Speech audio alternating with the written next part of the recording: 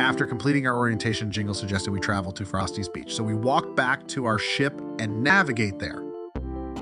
Notice Jingle set our bearing for Frosty's Beach, and we can see that destination set at the bottom of our screen.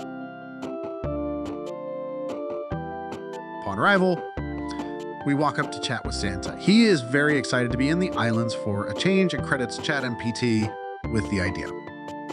After this warm welcome, Santa invites us to start off with a snowball fight. Next, we walk over to Marcel Nougat, who provides a description of the game and some hints. First hint, find a way to play solo. Second hint, play with client-side variables. Third hint, find a way for snowballs to make no damage. With our hints at hand, let's open the game and learn some of the basics. We notice the game offers modes to play versus Santa and other players, but no mention of a single-player mode. The game also offers a few different game settings. The private room option looks interesting, as it might be useful if we achieve single-player mode.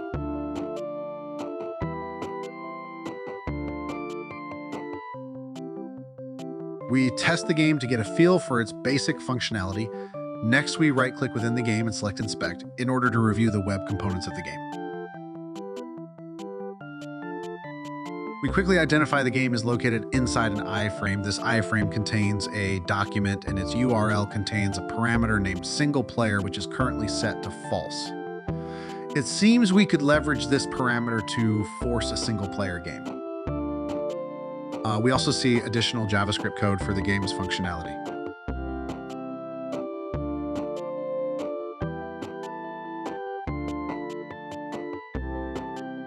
In order to review the full source of the game, we move to the Sources tab in Chrome.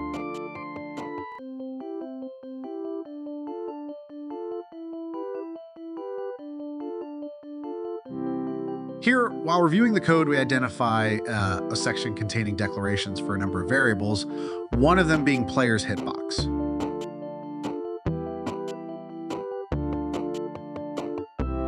If we look for additional references to this variable in the code, we find additional code which seems to indicate this variable defines the area which is affected by projectiles or snowballs in our case, indicating this is likely a way to escape damage from snowballs.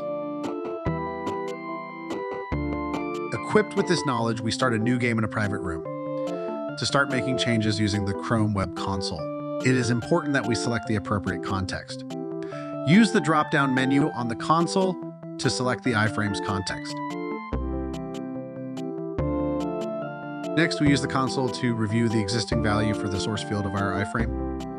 To do this, we can leverage the hypertext reference property of the window location object. The output confirms this property contains the value we need to update.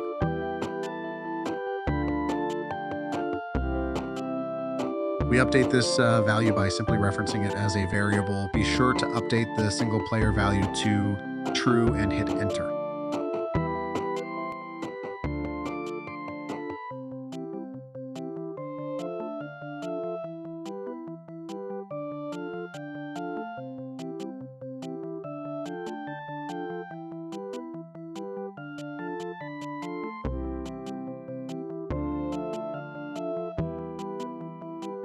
We have successfully initiated a game in single player mode, and as a result, we get a hand from Elf the Dwarf to help us defeat Santa, but we are not quite done yet.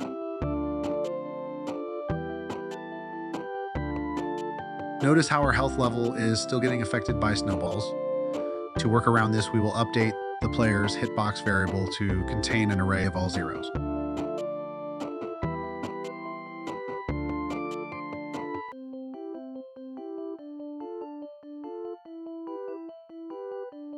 This effectively avoids any damage from snowballs.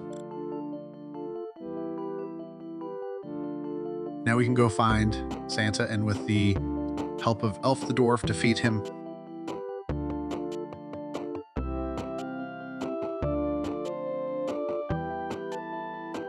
Glory's been achieved. See you on the next challenge.